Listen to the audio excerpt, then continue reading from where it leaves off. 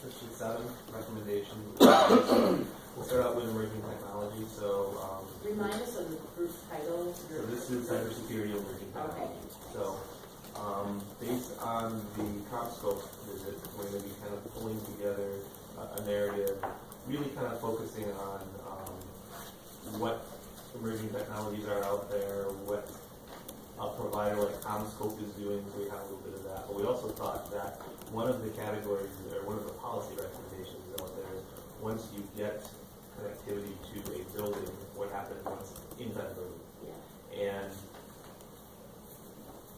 we've kind of crafted this right now, it's just saying creating a deployment model for category 5 or 6, that's a standardized kind of wiring, or a multi-mode fiber that could be added as a recommendation to building codes for new housing, single-tenant, multi-tenant housing. We think that becomes a much bigger enabler for any provider to get their services into a home or an apartment building and let the constituents actually use that service versus, great, we've got fiber to the outside of the building, but we have old, category 3 foam cabling in the building, we can't extend it anywhere into the building, the residents get the full use of the capacity that they brought in there. So I don't know if that necessarily is something that this group would recommend, or if we recommend it, support some of the recommendation if that exists out there. So we're going to be working on the kind of the description of the region on that. So can I just say it again in terms of who it might be aimed at, because that might be important. Like, is it aimed at as public builds? Yes, this would be a recommendation into building codes for single-family, multi-tenant. Okay.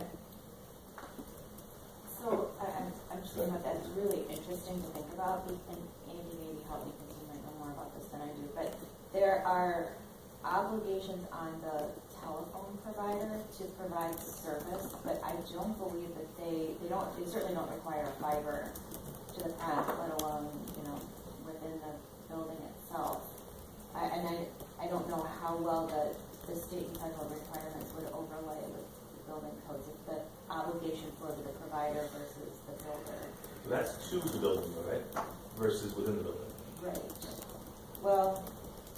So if Andy brings fiber to the building, but my building only has UTP connections, I can't take advantage of the fiber because I'm going to be.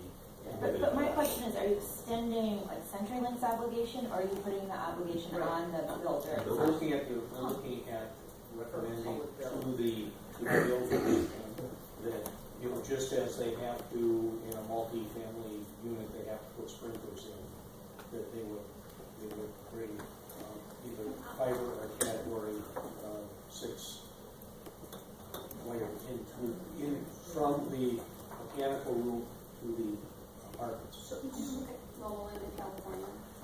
They've been a national leader in this.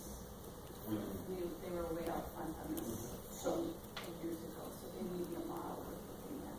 So I think it's interesting. I think as long as it's phrased in the way of especially where public dollars are being spent, that's an interesting way of looking at it, because that's fascinating. And if you're not starting with immediately with the sort of mandate language, that also I think helps. I mean, part of the idea here with our report, we've talked about this before, part of the idea with our report is people read our report and they go, interesting. I haven't really, thought anything about that previously.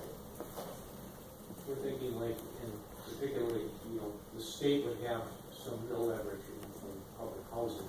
Right, that's what I was thinking too. The public And that's housing an area, authority. that's an area where you really want to get Yes. that. Just a question of information, Nick. So you said fiber or category 6? Category 6. They're high speed, very high speed connections. Over category 6 is about 750 megs. So is that a choice point that some people would have different points of opinion on, that about future-proof technologies? I know we struggle as Tess about being platform neutral, but is that I don't know. Is that a choice point that Well, I mean, if you wanna make a future perfect, you have to conduit it all the way through, and I think that's kind of a non-starter. So it's And it's not, sort of- and it's not really needed, I mean, you don't need fiber to your apartment. Cat 6 will, I mean, for a long time will provide you. Cat 5 lasted 7-8 years minimum of, high speed at that rate before the Cat 6 came up. Another possible point for the outline around this is they're doing a lot of work with HUD in this regard, so maybe something along the lines of trying to align what's happening at the state with what's being done at the federal level might be a nice way to frame this. Right, and also what the mobile leader, so maybe we should look to see what they're doing.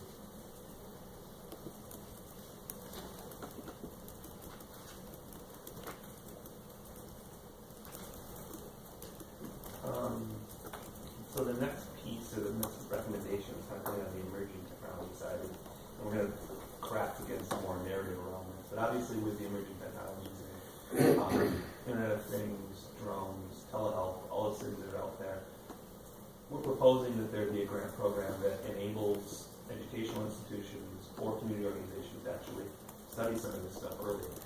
Wouldn't have to be a lot. We consider sending something as a pilot to start saying, what can we get? What kind of bang for the buck can we get out of doing this?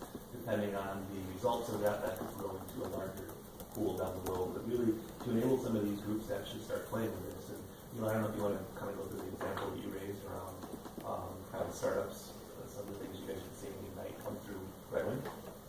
Well, there's just, there is no dollars really right now to help spark or ignite some of these new developments in technology. So a lot of it's right now at the university level and at the research level and not in the marketplace. So how could some dollars be used, you said with the telehealth to expand that and look for developers and other technologies that could enhance those services. The more people, I've always thought, the more people that are dependent on broadband and use it in their day-to-day lives for critical aspects of their life, the more they'll use it. And one music which will help everybody. So there's just really no other dollars that we've found that can be used to actually be spent and looking at new technologies and implementing new technologies and piloting new technologies. So we thought this would be a neat way to, on the developer side, the community side, for a lot of business organizations, win-wins.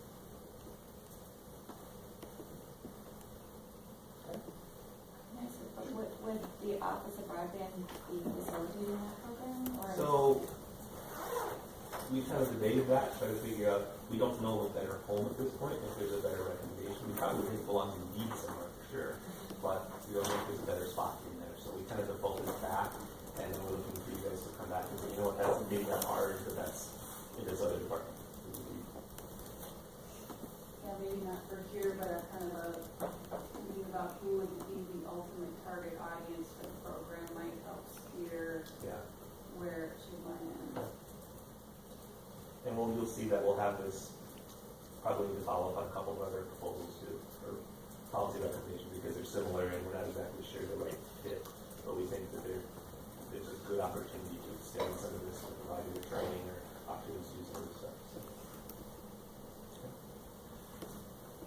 Anything else on the emerging technologies? So we will have full narratives and full policy stuff circulated before the next meeting. In the cybersecurity space,